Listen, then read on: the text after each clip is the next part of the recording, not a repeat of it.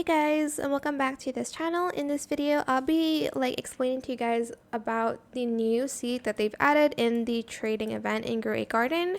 It is called the Octobloom seed.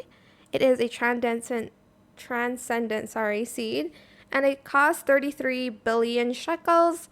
Its price floor value is at 260,000 shekels.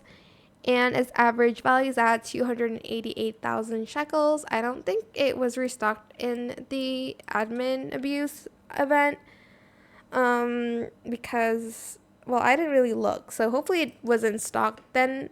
But it's going to be stocked, and make sure you just have your stock notifier enabled and make sure you have that on.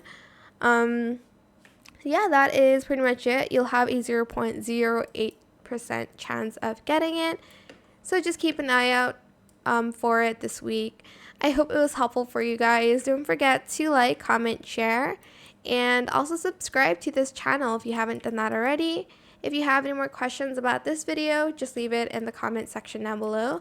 I'll try my best to answer them all for you guys. And if you found this video helpful, please click the thanks button as well. That is it for this video. Thank you so much for watching. Bye.